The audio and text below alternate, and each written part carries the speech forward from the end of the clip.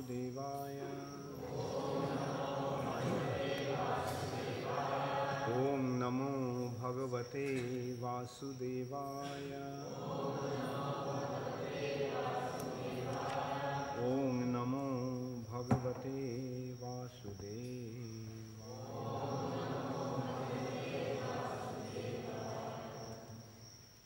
Srimad Bhagavatam, second canto, chapter 7, text 27. Tokena jīva-haraṇaṁ yad ulūki-kāyās trai-māsikasya cha padā śakaṭo apavṛttaḥ jad riṅgatāntara-gatena divi-spṛśor va unmūlanam tu itarathārjunayor na bhāvyam.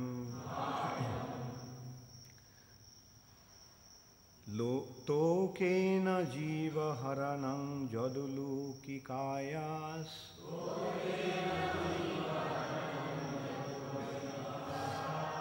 trai-māsikasya ca padā śakaṭo pavṛttaḥ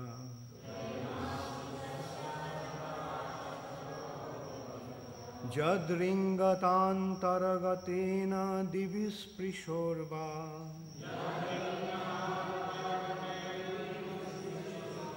unmūlanam itarathārjunayor na bhāvyam.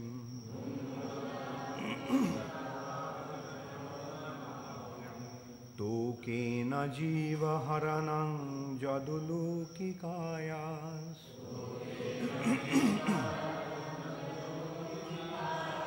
trai-māsikasya ca padā śakaṭo pavṛttaḥ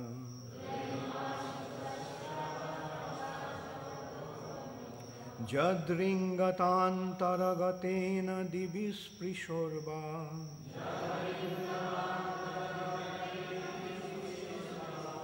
unmūlanam itarathārjunayor na bhāvyam.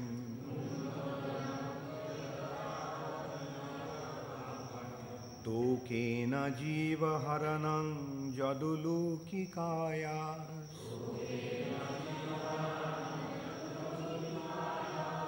trai-māsikasya ca padā śakaṭo pavṛttaḥ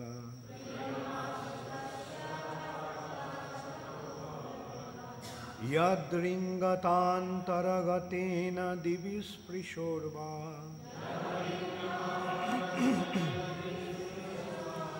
unmūlanam itarathārjunayor na bhāvyam.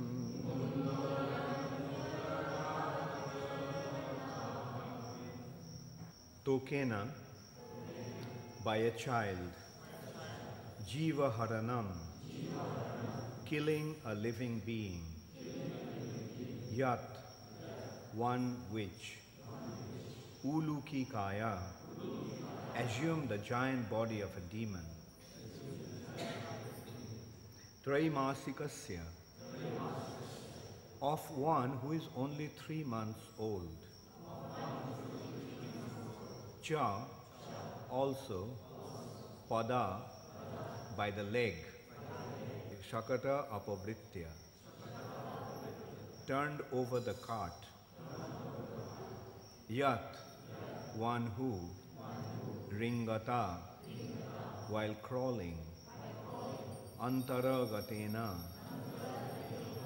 being overtaken, divi, high in the sky, spṛśoḥ, touching, va, either, unmūlanam, uprooting, two, but, itarathā, anyone else than, arjunayoḥ of the two Arjuna trees, bhāvyam was not possible. Translation: there is no doubt about Lord Krishna's being the Supreme Lord. Otherwise, how was it possible for him to kill a giant demon like Pūtanā when he was just on the lap of his mother? To overturn a cart with his leg when he was only 3 months old? To uproot a pair of Arjuna trees so high that they touched the sky when he was only crawling? All these activities are impossible for anyone other than the Lord himself. Please repeat after me. There is no doubt about Lord Krishna's being the Supreme Lord. Otherwise, how was it possible for him to kill a giant demon like Pūtanā when he was just on the lap of his mother? To overturn a cart with his leg when he was only 3 months old? To uproot a pair of Arjuna trees so high that they touched the sky when he was only crawling? All these activities are impossible for anyone other than the Lord himself. Purport by Srila Prabhupada. One cannot manufacture a God by one's mental speculation or by numerical votes, as has become a practice for the less intelligent class of men. God is God eternally, and an ordinary living entity is eternally a part and parcel of God. God is one without a second, and the ordinary living entities are many without number. All such living entities are maintained by God himself, and that is the verdict of the Vedic literatures. When Krishna was on the lap of his mother, the demon Pūtanā appeared before his mother and prayed to nurture the child on her lap. Mother Jashoda agreed, and the child was transformed into the lap, the child was transferred onto the lap of Pūtanā, who was in the garb of a respectable lady. Pūtanā wanted to kill the child by smearing poison on the nipple of her breast. But when everything was complete, the Lord sucked her breast along with her very air of life. And the demon's gigantic body, said to be as long as 6 miles, fell down. But Lord Kṛṣṇa did not need to expand himself to the length of the she-demon Pūtanā, although he was quite competent to extend himself more than 6 miles long. In his Vamana incarnation, he posed himself as a dwarf Brahmana. But when he took possession of his land, promised by Bali Maharaj, he expanded his footstep to the top of the universe, extending over thousands and millions of miles. So it was not very difficult for Krishna to perform a miracle by expanding his bodily feature. But he had no desire to do it because of his deep filial love for his mother, Jashoda. If Jashoda had seen Krishna in her lap extending 6 miles to cope with the she-demon Pūtanā, then the natural filial love of Jashoda would have been hurt, because in that way Jashoda would have come to know that her so-called son Krishna was God himself. And with the knowledge of the Godhead of Krishna, Jashoda Mai would have lost the temper of her love for Krishna as a natural mother. But as far as Lord Krishna is concerned, he is God always, either as a child on the lap of his mother or as the coverer of the universe, Vamanadev. He does not require to become God by undergoing severe penances although some men think of becoming God in that way. By undergoing severe austerities and penances, one cannot become one or equal with God, but one can attain most of the godly qualities. A living being can attain godly qualities to a large extent, but he cannot become God, whereas Krishna, without undergoing any type of penance, is God always, either in the lap of his mother or growing up or at any stage of growth. So, at the age of only 3 months, he killed the śakaṭasura, who had remained hidden behind a cart in the house of Yashoda Mai. And when he was crawling and was disturbing his mother from doing household affairs, the mother tied him with a grinding pestle. But the naughty child dragged the pestle up to a pair of very high arjuna trees in the ear of Yashoda Mai. And when the pestle was stuck between the pair of trees, they fell down with a horrible sound. When Yashoda Mai came to see the happenings, she thought that her child had been saved from the falling trees by the mercy of the Lord, without knowing that the Lord himself is crawling in her yard, had wreaked the havoc. So that is the way of reciprocation of love affairs between the Lord and his devotees. Yashoda Mai wanted to have the Lord as a child and his devotees. Yashoda Mai wanted to have the Lord as a child, and the Lord played exactly like a child in her lap, but at the same time played the part of the Almighty Lord whenever it was so required. The beauty of such pastimes was that the Lord fulfilled everyone's desire.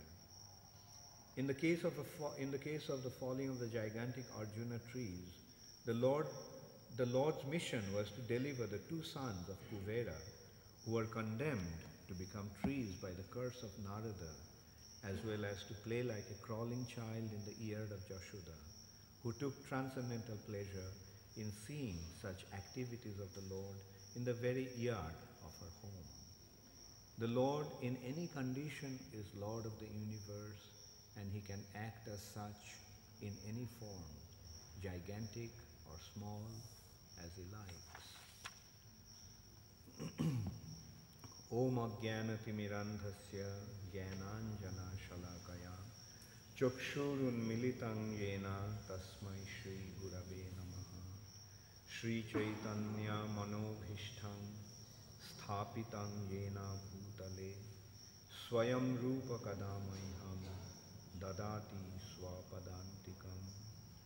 Vandeham Shri Guru Shri Yutapadakamalam Shri Gurun Vaishnavanscha Shri Rupam Sagrajatam Sahagana Raghunathanvitam Tvam Sajivam Sadvaitam Savadhutam Parijana Sahitam Krishna Chaitanya Devam Shri Radha Krishna Padan Sahagana Lalita Shri Vishakhanvitamscha. He Krishna Karuna Sindho Deenabandho Jagatpate Gopesha Gopika Kanta Radha Kanta Namastute Tapto Kanchana Gaurangi Radhe Vrindavaneshwari Vrishabhanusute Devi Pranamami Haripriye Vancha Kalpatarubhascha Kripa Sindhubhaivacha Patitanam Pavanebhyo Vaishnavebhyo Namo Namaha. Shri Krishna Chaitanya Prabhu Nityananda Shri Advaita Gadadhar Shiva Shati Gaura Bhakta Vrinda. Hare Krishna Krishna Krishna Hare Hare Hare Rama Rama Rama Hare.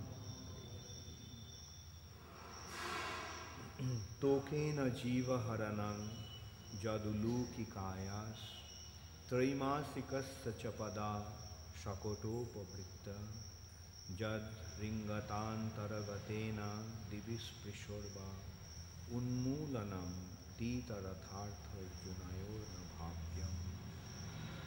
There is no doubt about Lord Kṛṣṇa being the Supreme Lord.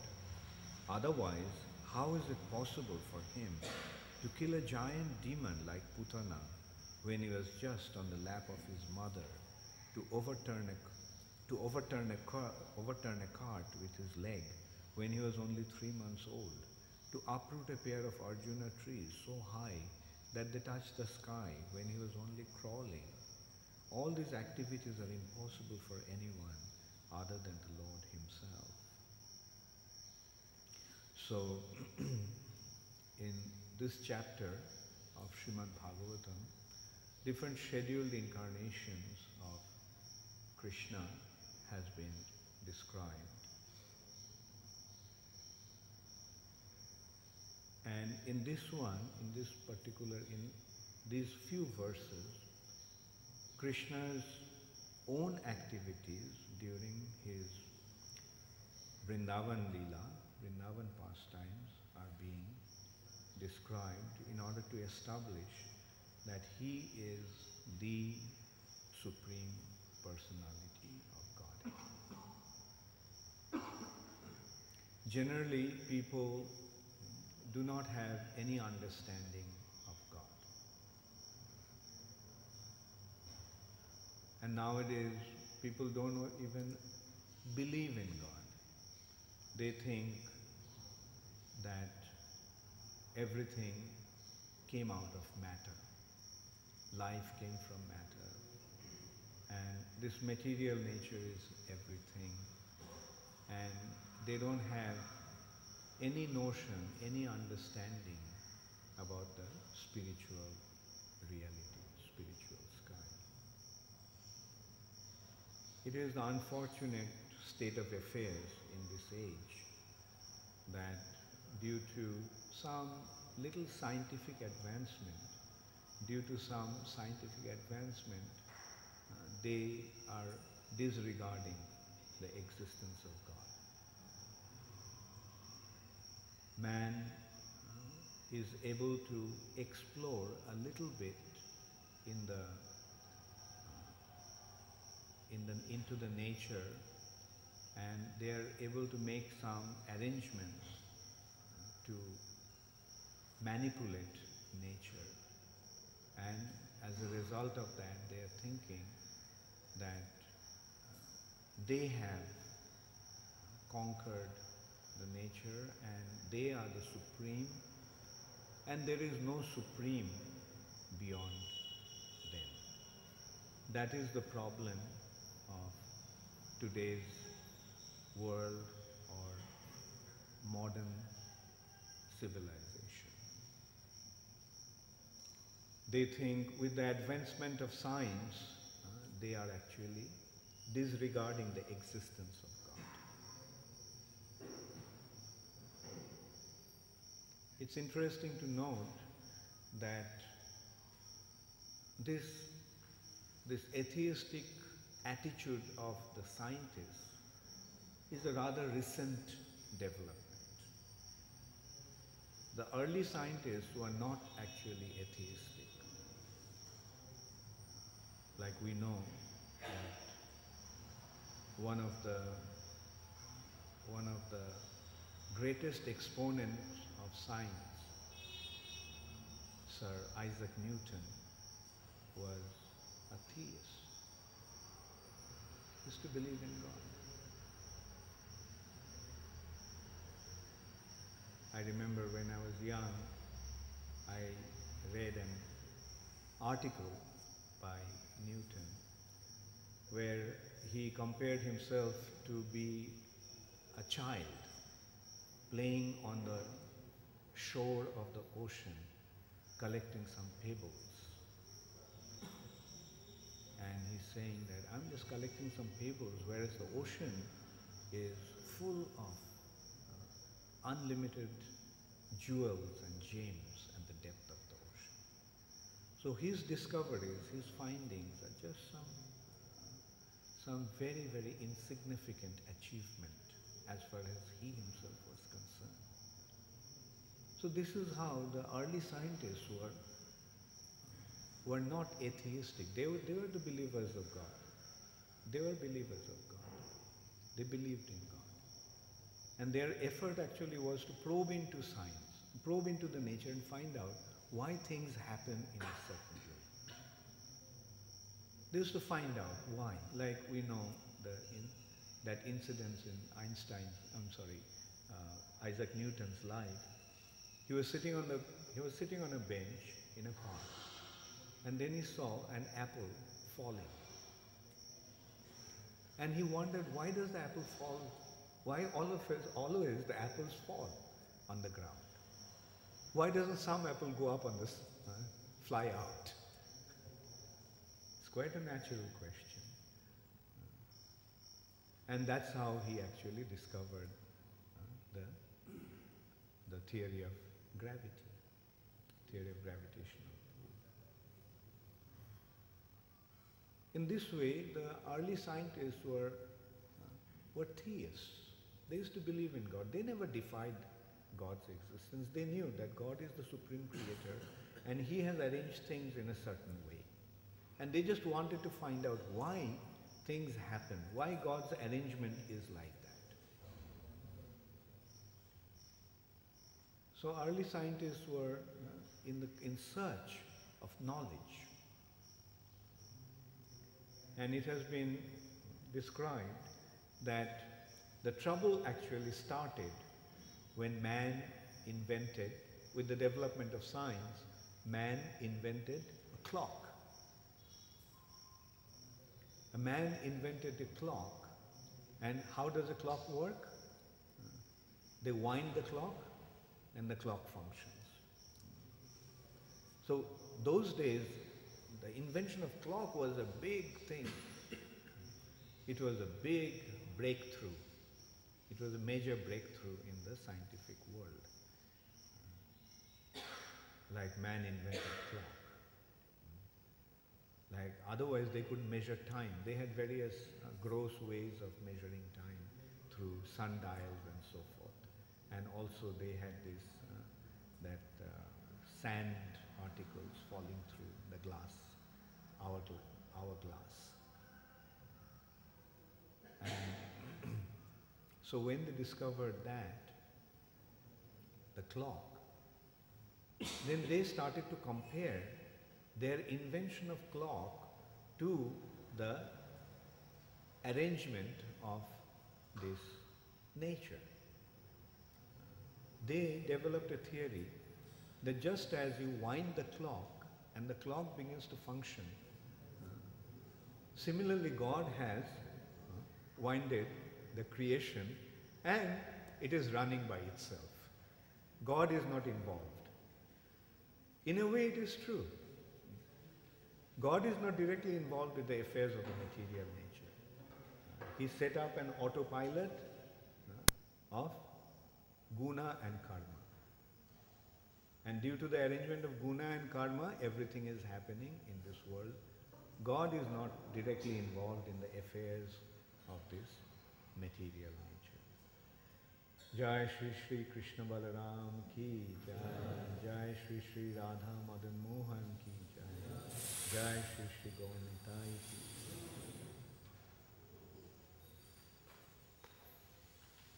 So they considered that God has, like a clockwork, has wound up the creation, and the creation is going on. Affairs of this material nature is going on without his being involved.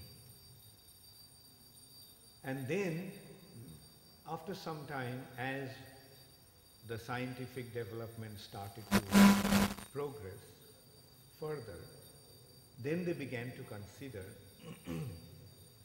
that yes, God was there, but now he is dead. First, God was sent in exile. God is not there. He was there, he created. First step was, he created everything and he arranged everything, but now he is not involved. He set up, like a clockwork, he set up the affairs of this material nature in motion, and now he is gone. And then the next step was, now God is dead. And today's science is working with even further atheistic consideration that God is not only dead, God never existed. First God was dead and now he didn't exist at all. And actually we can't deny, we don't disregard the achievements of modern science. Yes, modern science has achieved a lot of things. But those little achievements do not give them the right to totally disregard the existence of God. It's like a little child, he gets a little freedom and he disregards his parents. My parents, I don't need them at all. But when he gets into trouble, then he says, Daddy, Daddy, where are you? So no matter how atheistic today's world has become, when they're in crisis, then they look up to him, look towards him. When they're in trouble, then they cry out. And it is happening. Especially the Western world that was so atheistic even a few years back, today is turning, they're seeing that they have got themselves into a terrible mess. They got themselves into a terrible mess and they don't know how to solve this problem. So now people are actually becoming somewhat God conscious. They're thinking that yes, maybe someone is there who is the supreme creator, supreme maintainer and supreme controller. Actually, those who are intelligent, they will always accept the existence of God. It's not only a matter of intelligence, it's actually a matter of common sense. It's a matter of common sense. Like, if we consider, say this camera. Did someone make this camera? Or did the camera fall from the sky? If somebody says that there was a big bang and the camera appeared, will you accept it? Will you, if somebody comes and there was a soup cooking on the pot, on fire, and from that soup this camera turned up, will you accept that? Will you accept that your watch came from nowhere? Will you accept that? Will you accept that the glasses that you're wearing, it just came out of accident? If I ask, did anybody make that? What will be your answer? Did somebody make your glasses? Yes. Did somebody make it or no? Yes. Did somebody make your shirt? Did somebody make your trousers? Did somebody make this building? Did somebody make this earth? Did somebody make this earth? How many of you think that nobody made this earth? Raise your hands. If somebody says that the earth was created out of a big explosion, will you accept it? Just as you can't accept that the camera came out of a primordial soup or a big bang, how can you expect that the creation came out of a big bang or a primordial soup? That's a big hoax. So it's a matter of common sense that everything must have a creator. Everything is created by somebody. Big or small, everything is created by somebody. Or should we accept a principle or a concept that small things are created by somebody, but the big things are not? We may not know who the creator is, but we have to accept that somebody has created it. We have to accept that somebody is maintaining it. Out of accident, we never get order. Out of accident, we get chaos. Did you ever see that some order came out of accident? There's an American philosopher who gave an example that the concept that creation came out of accident is as absurd as saying that there was an explosion in a printing press, and the way the types fell,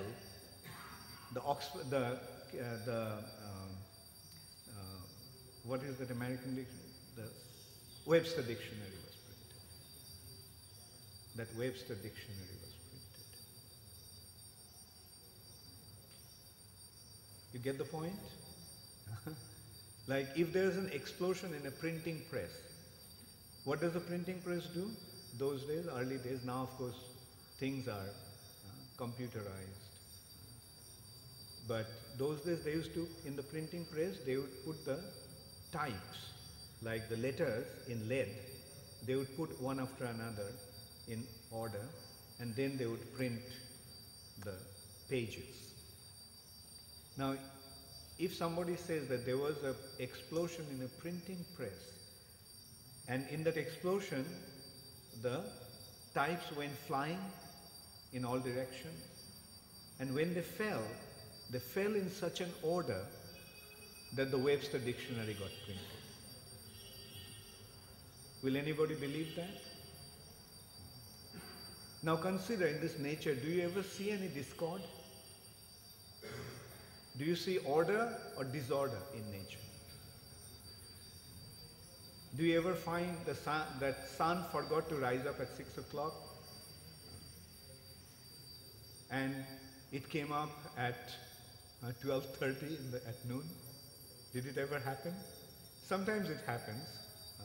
In Scandinavia it happens during the winter time. But even then it maintains a specific order. The sun comes at a specific time. There is no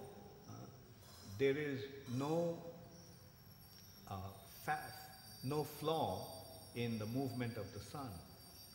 The moon rises at a certain time. The moon wanes and moon waxes in a specific order. Everything in nature is maintaining a beautiful order. The spring comes after winter, then comes summer after spring, then monsoon. So seasons are changing in a very specific way. Different types of fruits appear in different seasons.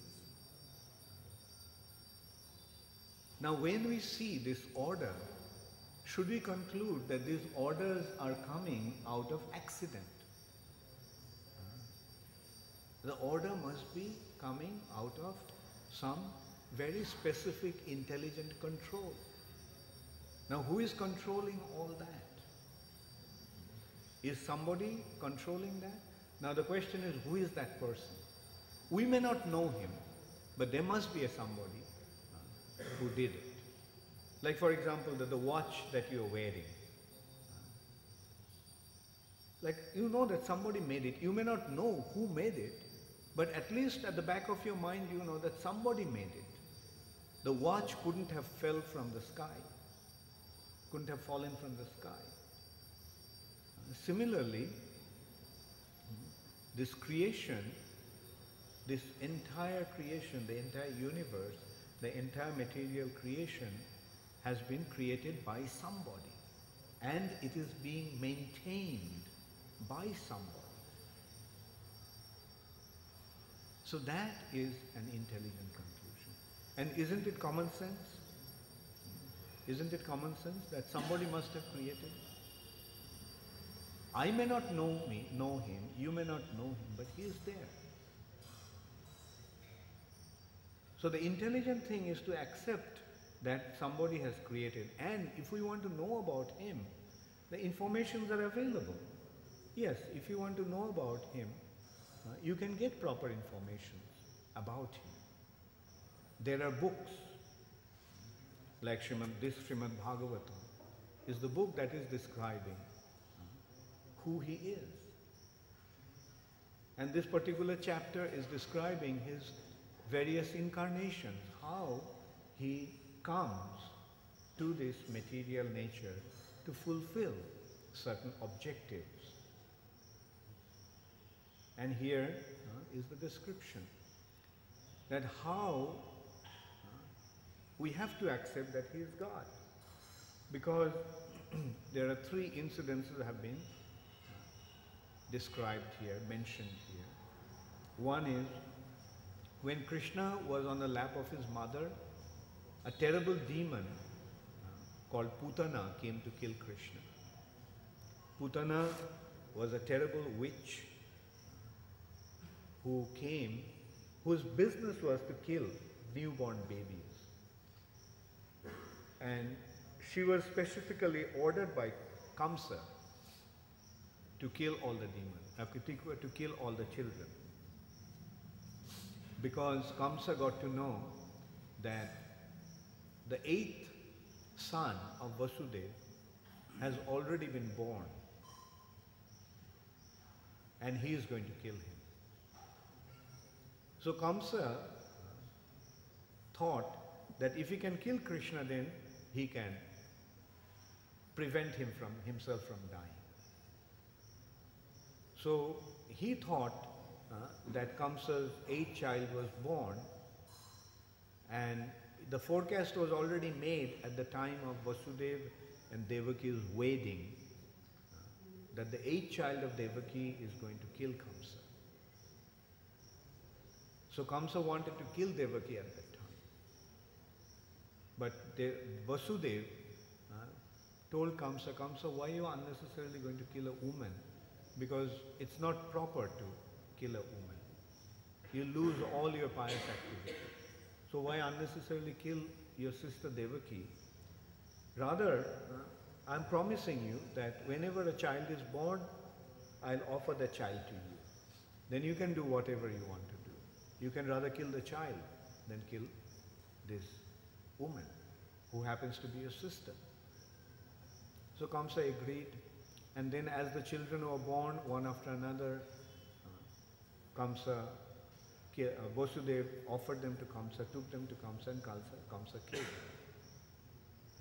In this way, one after another 6 children were born, and Kamsa killed all 6 children. The 7th child was Balaram, and Balaram was transferred from Devaki's womb to Rohini's womb, another wife of Vasudeva. And they thought that Devaki had a miscarriage. And then when the 8th child was to be born, Kamsa put Vasudeva and Devaki in the prison to prevent the birth of the 8th child.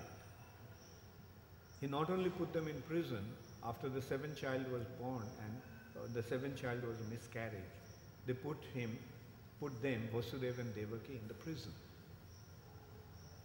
And they were shackled so that they could not have any contact. But actually from Devaki's heart, Kṛṣṇa was transferred into, from Vasudeva's heart, Kṛṣṇa was transferred into Devaki's womb. And in this way, Kṛṣṇa was conceived. And after Kṛṣṇa was born, Kṛṣṇa instructed Vasudeva to transfer him to the house of Nanda Maharaj on the other side of the river Jamuna in Vraj, in Nandagram. So Vasudeva did that, took the child and placed the child in the house of Nanda Maharaj. And at that time, Mother Jashoda also gave birth to a child, a daughter. And Vasudeva returned with the daughter. When Kamsa got the news that the 8th child had been born, he rushed into the prison and he picked up the child and wanted to kill the child, although it was a baby girl, and he had nothing to worry about, nothing to be afraid of. But atheistic people are so afraid of their death, and the atheistic people are so concerned about preventing their death that they are prepared, they don't hesitate to commit any kind of sinful activity to do that. They become completely ruthless, completely cruel in order to protect their own interest. So he picked up the baby and tried to smash the baby on the stone and kill her. But the baby slipped out of his hand and went up in the sky and assumed her 10-armed Dasabhuja form. She was the Mahamaya, Durga. And she actually announced that, Kamsa, you can't kill me. How dare you? How can you kill me? You won't be able to kill me. But the one who is going to kill you has already taken birth. And he is growing. So then Kamsa decided, he didn't know where that baby was growing, so he decided to kill all the children born within 7 days' time. And Pūtanā was assigned to execute that job. Pūtanā was going, wherever a newborn baby was there, Pūtanā was going and killing him. So Pūtanā came to the house of Nanda Maharaj, disguised as a very beautiful woman. And she was so beautiful that although she was an unknown character, no one stopped her from going right inside the house. Many people thought that she must be the goddess of fortune herself, Lakshmi Devi. Came to see her husband, Narayan, who has just taken birth. So Lakshmi walked straight into the bedroom of Mother Jashoda, where she was tending a little boy, Krishna. Krishna was about 7 days old at that time. And so this lady came, and other ladies also were there. And this lady came and said, Pūtanā came and said, that's such a beautiful baby. Please let me have him on my lap.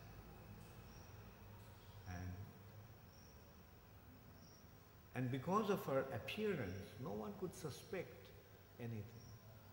So with simple faith, they offered the baby to her lap. And she took the baby, and she actually wanted to kill the baby. She came smearing her nipples with the most deadly poison. And she offered her breast to Krishna. And Krishna also innocently accepted her breast. And as he started to suck her breast, Krishna sucked her life air. And Pūtanā, out of pain, wanted to get rid of this child. But she could not. She was dying in pain. She ran out of the house. And Krishna also made it a point to take her to a certain distance, because her body was so large that if she fell in that area, in where everybody was, then many houses could have been damaged and many people could have died. So Krishna made her run for a long distance, and in this way finally Pūtanā fell.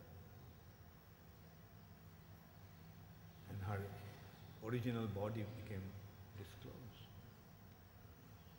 And it has been described that her body was 6 miles long. Just the body was 6 miles long.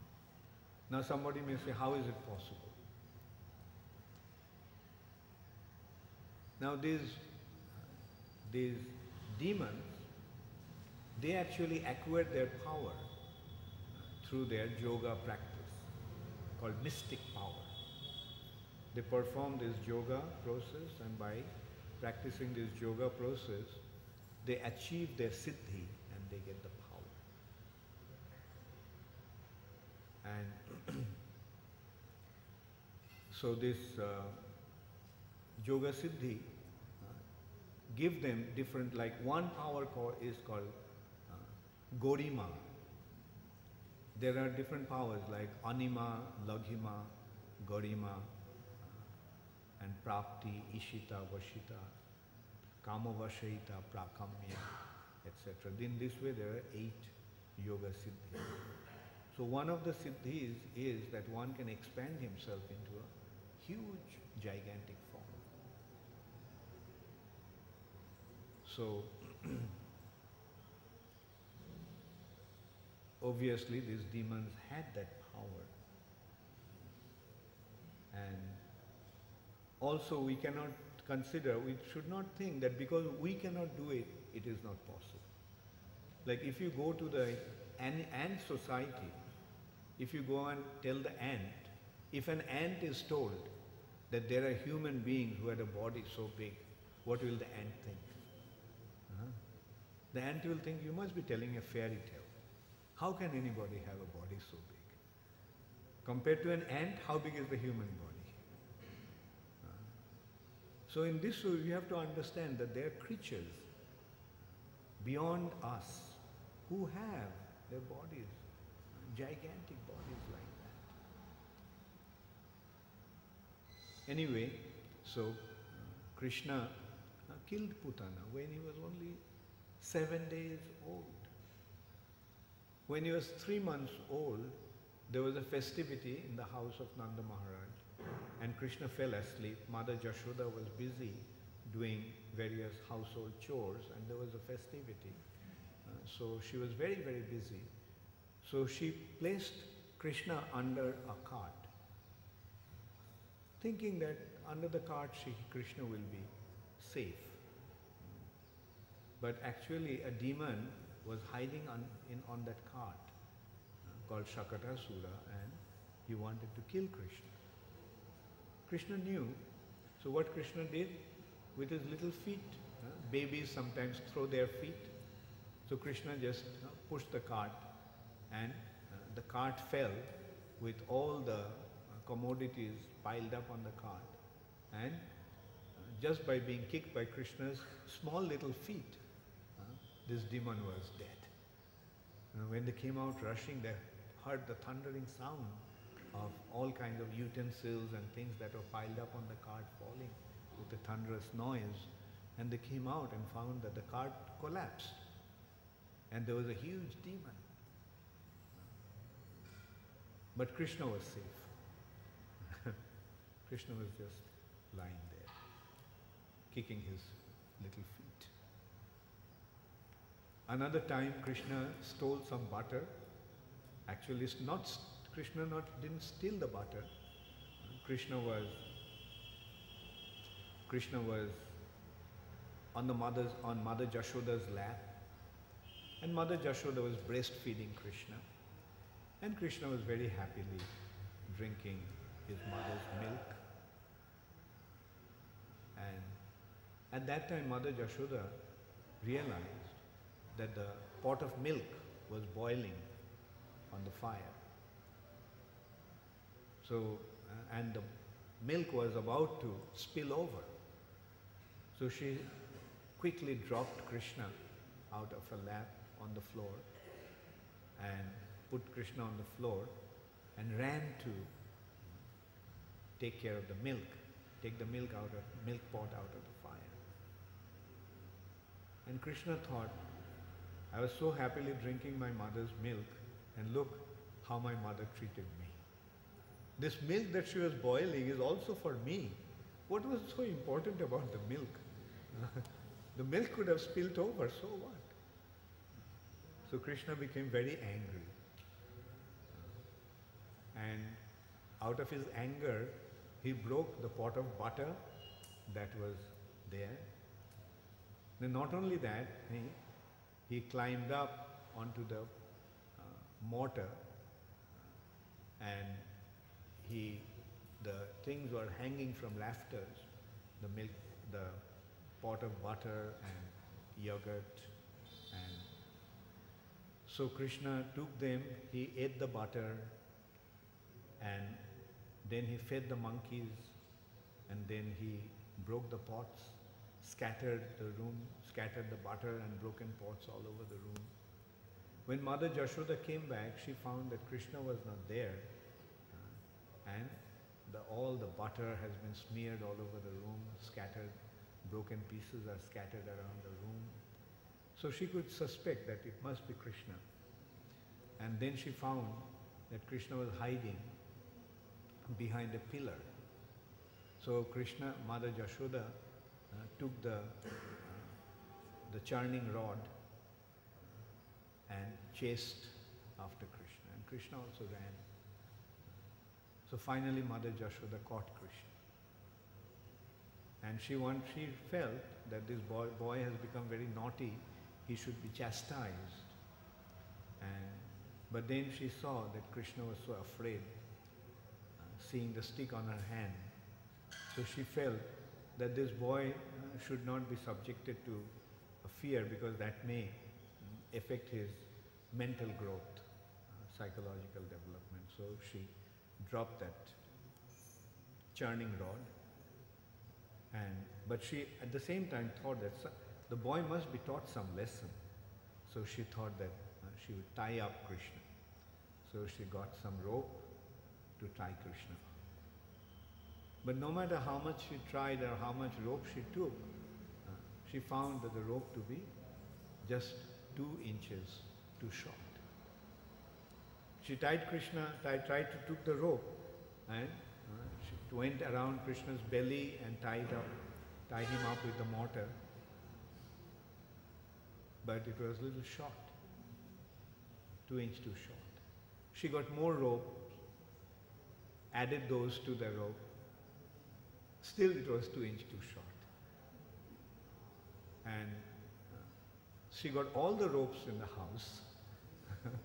And in the house, they're cowherd people, they have cows, so there was no dearth of ropes because there were so many cows.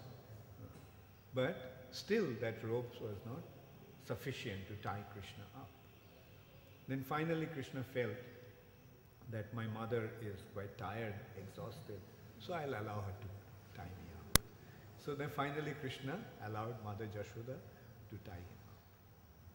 And when Mother Yashoda tied him up to the mortar, and she went back to the kitchen to take care of the household chores. So Krishna started to drag the mortar. She was tied to the mortar, so he started to move, and the mortar fell, and he started to move.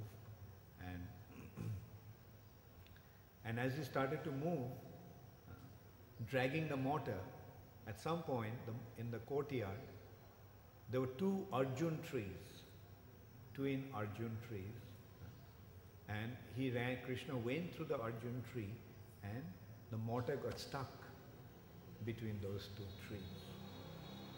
And Krishna naturally pulled, and as a result of his pulling, those 2 trees fell.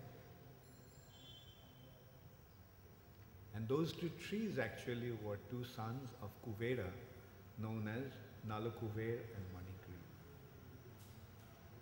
So they were cursed by Narad Muni that they would be born as trees. But when they begged forgiveness to Narad Muni told them that when Krishna appears, then he'll be delivered. So that's the business that Krishna executed by delivering these 2 sons of Kuvera. But these 2 trees were so big, and when they fell with a thunderous sound. And hearing the sound, Mother Yashoda just came out, and she found that the tree just fell. And she found that her first thought was, what happened to Krishna? What happened to Krishna? And then she found that Krishna was safe between those 2 trees.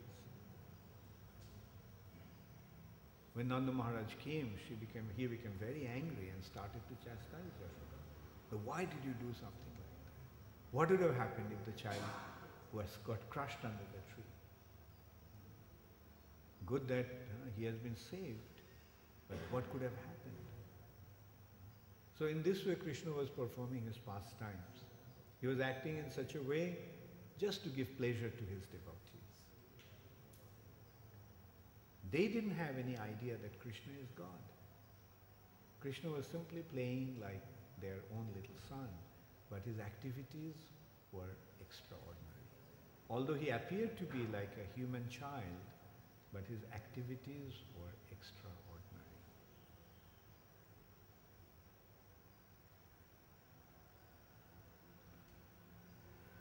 So in this way, Krishna, it has been pointed out that these activities display Krishna's identity, reveal Krishna's identity as the Supreme Personality of Godhead. Now the question may arise that does it mean, it could have been that these are all fairy tales, some fairy tales, some stories. The response to that is that first of all, in Vedic scriptures, there is no room for falsity or lie. All these Vedic scriptures are the truth and nothing but the truth. And if they were just some stories, why would such great personalities, since time immemorial, have accepted these stories as to be real? Like there are gigantic intellectual personalities, intellectual giants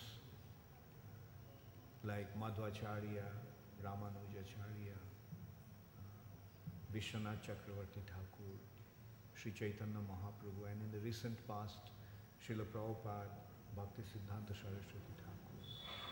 If they were just some stories, why they would accept the stories and lead their lives based on these stories? Like for example, you read some stories as a child, like the stories of Cinderella and the Snow White and the Seven Dwarfs. Like you read those stories. But when you grew up, did you pay any heed to those stories? No, you left them behind. They were stories.